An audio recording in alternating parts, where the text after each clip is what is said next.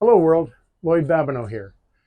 My son Brian and I solved the world's oldest mystery and wanted to make a video explaining it. Unfortunately, he couldn't be here since he became a pilot in the Navy. But luckily, my friend Mariluz agreed to join me. Over the course of this video, we are going to travel around Asia and show you some evidence of the old structures of Giza, Connecting the literal and written words of both Herodotus and Strabo. describing their functioning systems. In order to become the most powerful nation on earth, the pharaohs had to control their most important resource, water. And not just any source of water, the Nile. In order to achieve the seemingly impossible task, the pharaohs needed to create the Osiris shaft, the Sphinx, the Grand Pyramid, and the Nilometers. Putting all that together, you'll see what they created. Behind us is the north face of the Great Pyramid. That A-frame structure up there is the beginning of the descending passageway. Herodotus and Strabo describe the Great Pyramid as part of a system that delivered water and fish to the Giza Plateau. By the end of this video, you'll understand how that is true.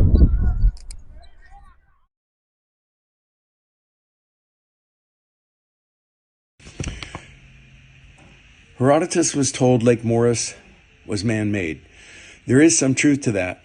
We are standing in a man-made section of the dried-up lake bed once known as Lake Moeris. Prior to arriving in Egypt, my son and I knew we would find evidence that there was some sort of fish farm near the Sonseret Pyramid. Let me explain. Take a look at this aerial map. Notice the rectangles? They were shallow rows of water about 20 foot wide and 100 foot long, separated by rows of dry land. The pharaoh in charge of this pyramid would have walked along these rows, scattering some sort of food for the fish. The warm, shallow, fresh water, combined with the consistent supply of food, would have attracted thousands of fish. See these holes? They go straight down 40 feet or so, then connect to a tunnel that heads towards Giza. My son and I have evidence that these are tunnel inlets to the system Herodotus was describing. They were used to transfer water and fish between Giza and Lake Moeris. Throughout this video, we will show evidence that these tunnels extended all the way to the Giza Plateau. Yeah, but this hole, as far down as my eyes can see, it's 100 foot or more down.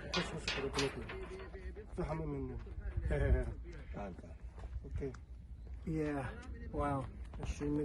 Yeah, it just keeps going and going. This is most likely the one that traveled to Giza. We're right below the pyramid, and you can tell this had water in it here. You can see by the banks, this was sitting in water. There's a location in Giza with a tunnel the same size as these holes exiting the ground at roughly the same elevation, with water erosion at 82 feet above sea level, the same as Lake Moeris.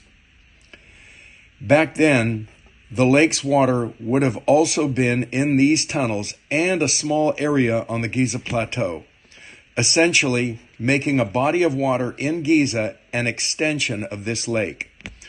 All year long, whether it was the flood season, the perfect season, or the drought season, there would have been a body of water at least 82 feet above sea level on the Giza Plateau. Later in this video, you will understand why I said water on the Giza Plateau would have been at least 82 feet above sea level. Now we're going to head back to the Giza Plateau, where we will show you evidence that the tunnel we found there is the other end of this tunnel. Okay, we're back on the Giza Plateau next to the Sphinx. You may or may not be aware of this, but there is an elaborate tunnel system throughout this statue. The holes coming out of the base of the Sphinx were the other half of the tunnel coming from Lake Moeris. The tunnel straight down the top of the head of the Sphinx would have been the very first man-made change on the Giza Plateau. This tunnel was dug to determine the elevation of the water in Lake Moeris. Knowing the elevation of that water was crucial to the layout of the Sphinx. My son and I believe they miscalculated the elevation of the lake's water, explaining the distorted proportions of the Sphinx. During this segment, we are only going to focus on the water erosion at or below 82 feet above sea level, because that's the elevation of the water in Lake Moeris and the lake's extension, the area around the Sphinx. Since the area around the Sphinx was an extension of the lake, the bottom 7 or so feet of the Sphinx would have sat in water year-round, explaining why this area sustained the most water damage. The temples in front were both fish holding tanks and a dam to hold water.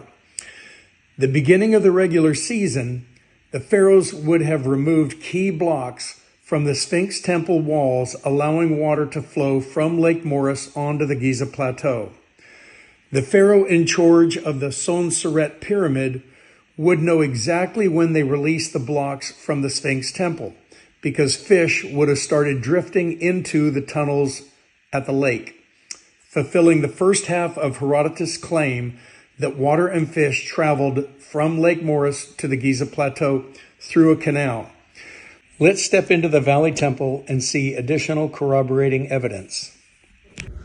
Again, I'm just going to walk through here and point out the water stain line is approximately 7 feet high on these blocks. Notice the brown water stain line up here. This would have housed a lot of fish in very little water. I hope it comes out in this video.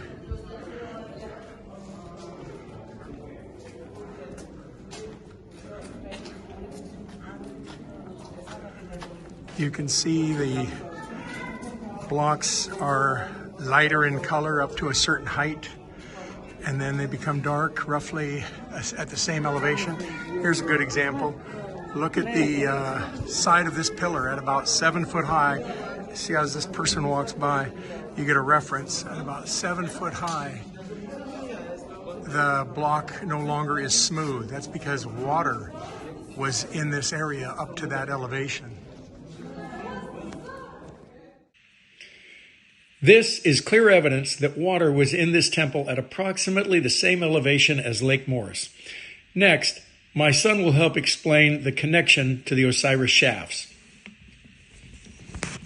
The Osiris shafts are a series of massive tunnels in Egypt with approximately a dozen openings near the causeway on the Giza Plateau. These shafts have been explored in recent years, and Egyptologists have found sarcophagi inside of them, causing them to believe that the Osiris shafts were burial chambers. Our hypothesis does not disagree with this fact, but there is evidence Egyptologists are ignoring when they say this, namely the water and erosion in the tunnels visible to this day. We believe the Osiris shafts were dug and used for water transfer for many years, and only after their systems stopped working did they decide to use the shafts as burial chambers. To show you how this is possible, my dad is going to head to the top of the causeway. Okay, directly behind me is one of the Osiris shafts. Can the camera see the Osiris shaft lifted up in the air? Can you see this? This is a massive hole, roughly 20 foot by 20 foot. It goes hundreds of feet straight down. A couple hundred feet behind us is the Great Pyramid. What would have happened is, in Aswan, when floodwaters got high enough, they would have entered a tunnel that was dug all the way to here. The water during the flood season would have come out of this shaft in a plume about, let's say, this high. With it, there would have been schools of fish that would have been sucked into the system, and those schools of fish and water would have come out of this shaft along with the other maybe dozen holes just like this one. It would have flowed down this area and the causeway. What the Egyptians would have done is keep the fish on the causeway and kept the majority of the water down the side of the causeway, down this area here, heading towards the Sphinx. Behind Mary are two walls that spread along the sides of the causeway. Thousands of years ago, those walls rose up higher than the elevation of the Sphinx. Behind those walls were temples. Those temple walls were also the same height just below the neckline of the Sphinx. Okay, behind me are the walls that would have been the same height as the neckline of the Sphinx. To the left of me, along the causeway, these would have been walls the same height as well. All of this would have created a pool that the Sphinx sat in. So when the water was flowing down the causeway, it would have filled this pool all the way up to the Sphinx neckline during the flood season. That water would flow down the areas around the Sphinx, explaining why there's erosion along the side of the Sphinx enclosure. That water would have flowed inside of the holes throughout the Sphinx and run through the tunnel and exited the man-made part of Lake Moeris. That fulfills Herodotus' description that the water flowed back and forth between Lake Moeris and the Giza Plateau. Okay, we're standing in front of the Osiris shaft. As we talk back about the plume of water coming out from the shaft. Okay, if you can imagine the amount of force from the water traveling hundreds of miles coming out of these shafts, when the pharaohs attempted to prevent the water from coming out of the shafts, they would have placed blocks over them. The momentum of that water would have pushed that block off the shaft, preventing them from stopping the water. To get around the pressure of the water forcing the block off, the pharaohs extended this tunnel from the bottom of the Osiris shafts in this direction. From there, they built a structure that reached the same height as the water coming in from Aswan. This was done so that when they placed the block over the shaft, the water could continue without restriction and rise up in that structure till it reached the same elevation as the water coming in from Aswan. At that point, the water would stop itself. This is where the Great Pyramid enters the hypothesis. That structure we told you about that the pharaohs built was the Great Pyramid. There's a location in the Great Pyramid that reaches the same height as the inlet in Aswan. It is 300 feet above sea level. When the pharaohs placed blocks over the shafts, the water was able to continue and rise up in that structure till it reached the same elevation. At that point, it would have stopped flowing. Next, we are going to address the nilometers. My son and I realized this segment was difficult to explain. As a result, it will be difficult to understand. If you don't understand this part, don't worry. It won't detract from the main concept. In case you weren't aware, the Nile had 3 seasons: a flood season, a normal season, and a drought season. Most people don't understand the true devastation that would have occurred annually when the Nile's flood season arrived. Flood water would have killed everything in its path: animals, crops, and people, from Aswan all the way down through the delta. This would have kept Egypt in a perpetual state of poverty. Nilometers were a gauge built into the river, enabling the ancient Egyptians to document the elevation of the water on a minute-by-minute basis. But knowing the flood season is changing doesn't do you any good if you can't do anything about it. The pharaohs figured out how to solve this problem. There's a very unique Osiris shaft at the top of the Giza Plateau that would have shown the rise in elevation of the floodwater as soon as it arrived in Aswan. Here's a picture I took of my son in 2019 standing next to it when we were there. The unique thing about this particular Osiris shaft is it has a notch down one side, roughly 2 foot square, dug from the top to the bottom. Now, since all of the Osiris shafts were openings to water channel coming from Aswan, it's obvious that all of them, including this one, would have transferred water and fish. Water coming out of the regular Osiris shafts would have surfaced in a bubble or mushroom shape.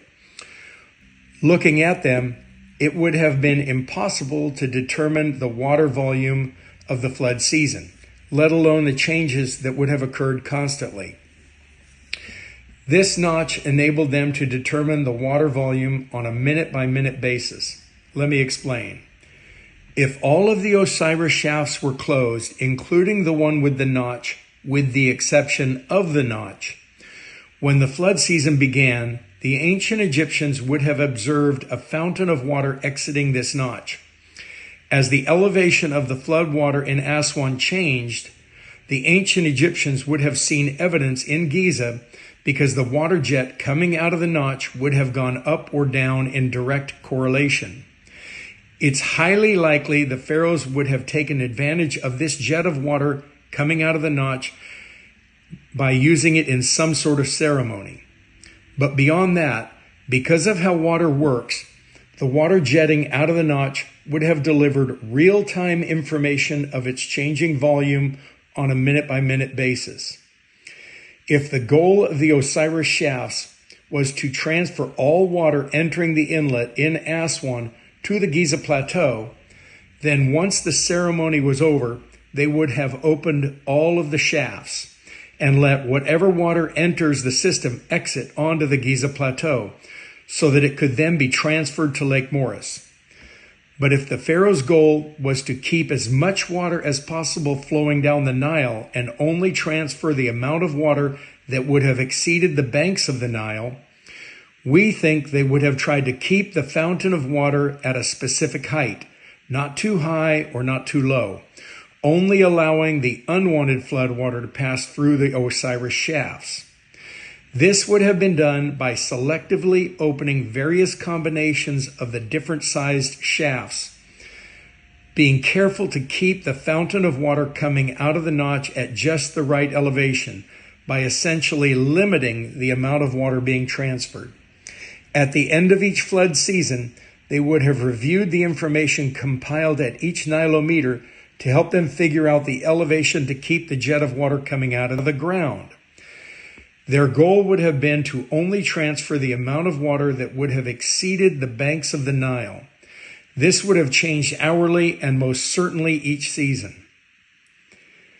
This would have kept the water in the Nile as high as possible while simultaneously preventing flooding. This would have enabled them to store water in the various reservoirs they had created throughout the Nile.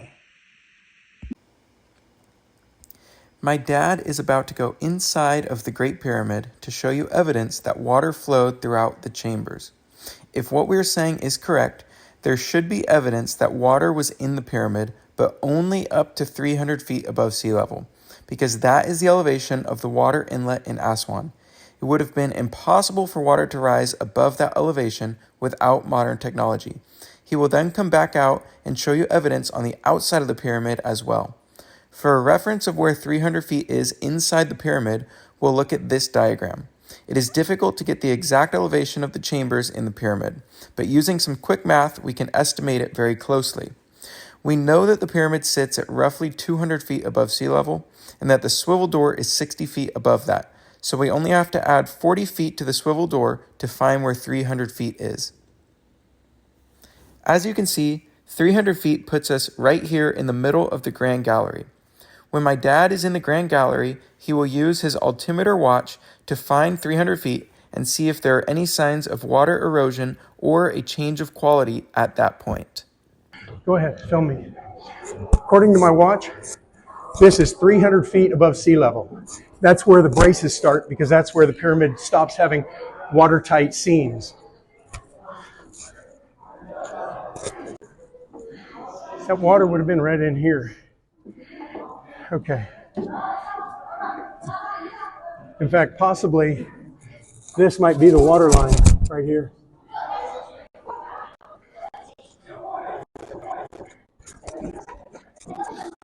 Say to me. Most of the metal strapping is occurring in the upper half of the Grand Gallery.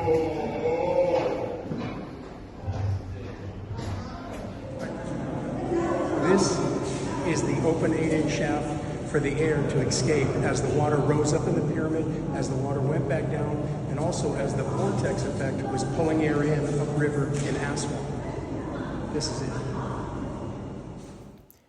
Okay, I know that was kind of quick, but it is extremely difficult to film anything of quality inside the Great Pyramid. The chambers are small and narrow, and it is very crowded. So to recap what he just showed you, there is a noticeable change in quality halfway up the Grand Gallery, right where we estimated 300 feet to be, and right where his watch showed 300 feet as well. At that point, the pyramid appears to be made less than perfect, so much so that modern-day Egypt felt it was necessary to add metal supports to prevent the chambers from collapsing. He then continued walking up the pyramid into the king's chamber, where he explained the reason for the open 8-inch shaft, air relief as water rose up and lowered inside the pyramid. Now he's going to go back to the north face of the Great Pyramid, exactly where he was standing at the beginning of this video, and show you more evidence that water did in fact flow through its chambers, exactly as Herodotus described when he said that water entered the pyramid through a tunnel from the Nile and encircled the king's chamber. All right, hello world. I just want to point something out to you. That A-frame opening up there is the beginning of the descending passageway.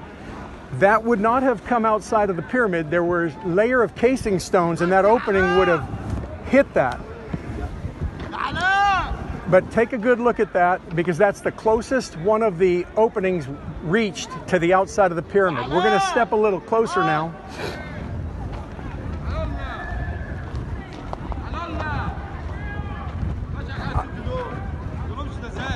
I want you to notice the water stains on these blocks. Take a good look at the water stains on these blocks. You can see them coming down the blocks in this area. If you take a good look, you'll notice they begin approximately around the opening. It's obvious they were caused by water. They're not higher over here to the left. They're not higher above it. They're not over here to the right. Water was prevented from exiting the pyramid by the casing stones, but it would have reached the wall and then flowed down the side. And that's why you see them getting progressively wider and wider and wider as they reach the bottom of the pyramid. Now that you understand what we believe, we're going to tell you why they did what they did. And in doing so, reveal why the ancient Egyptians regarded the pharaoh as a god. The fish we mentioned earlier were a profitable byproduct of their true intentions, which was to control the Nile. Earlier, we showed you a few pictures of the devastating effects floods can have on a society. These are pictures of modern-day floods that destroyed houses, cars, and roads. Obviously, ancient Egyptians didn't have the same infrastructure, but the same concept would have applied. Their entire civilization would have lived in a perpetual state of poverty due to the flood's destruction every year, and they would have had a hard time rebuilding each year due to the drought. That's where our hypothesis comes into play. Take a look at this diagram we drew to represent the Nile. It's not perfect, but it should get the point across.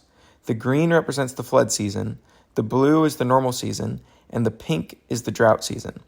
The blue circle over here represents Lake Moeris.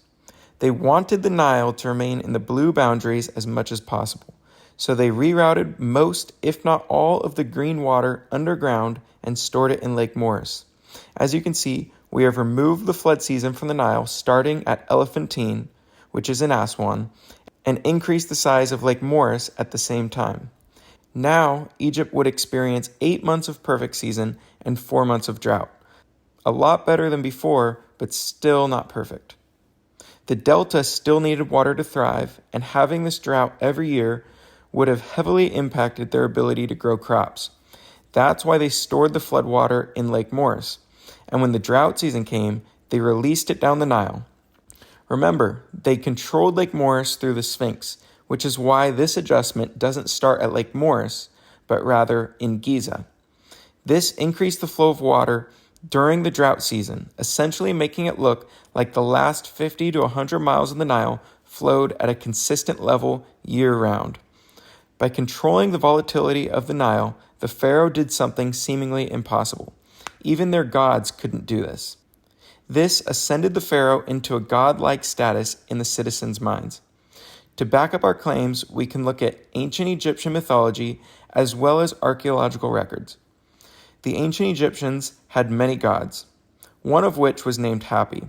Hapi lived in Aswan and was known as the god of the Nile's flood season, as well as the god of the fish. He had one very simple job. Every year during the Nile's flood season, he would send the floodwaters into the underworld and use that water to provide Egypt with fish. If this isn't crazy enough, we can look at the flood records of the Nile as well. Archaeologists have examined the soil of the Nile and determined that in ancient Egypt, there was a 50-year period that the Nile did not have a flood season. This phenomenon has only been found in Egypt. The other 3,500 miles or so of the Nile does not represent the same findings. Yet, archaeologists and Egyptologists don't have an answer for what happened to the floodwaters. Thanks for watching. This is only a portion of the information my son and I have compiled. Our research also explains the reason for the Queen's chamber being blocked off and multiple other anomalies. We felt this much was important enough that it needed to be put in a video in the hopes that it corrects world history. Here's a couple of things we left out. My son and I ran some tests using what is known as the scientific method and realized that since miles of the Osiris shafts were created below sea level, evidence shows salt water from the Mediterranean inadvertently entered their system, ruining it and causing irreversible destruction to Lake Moeris and the Nile from Giza down through the delta. There is historical documentation corroborating this took place, written by a scribe as told to him by a king who lived during that time period. That document is currently in the Leiden Museum in Holland. It's similar to the 10 plagues written about in the Bible. It's impossible those two documents have any connection to one another, yet their descriptions are eerily similar. Finally, there's written and physical evidence that the pharaohs used the water that caused the stains on the pyramid in a ritual. In it, the ceremonial barge would have sat on flat black granite stones placed perfectly level with separations between each one of the stones. Instantaneously, the stones would have disappeared and it would have looked as if the barge was sailing in a lake. The transition would have taken place in the blink of an eye. Simultaneously to it happening, the Egyptians watching the ceremony would have heard what they would have thought was God's voice coming from the pyramid speaking to the pharaoh. This would have been done due to water rising up inside the pyramid, pushing the air out of the 8-inch shaft, causing a whistling effect. On a completely different subject, once we developed this method of research, we thought it would be worth a try to use it to solve another mystery. That mystery is where the Knights Templar buried treasure on what is known as Oak Island. We believe the Templars' map not only tells exactly where the treasure is buried, but it also tells exactly what they buried. It also explains the reason for the multiple dig sites on the treasure map. We have put together a team consisting of my son and myself, private investigators, military intelligence officer, a geologist, and an investor willing to pay the cost of a single core that should pull out a sample of what the Templars buried. I can point to the exact location the Templars claim to have buried the treasure, and I can tell you this, it is not in the vicinity of what is known as the Money Pit. If anybody knows the Lugana brothers, please send them this video. Hopefully they will respond to this and we can put an end to that mystery as well. Thank you.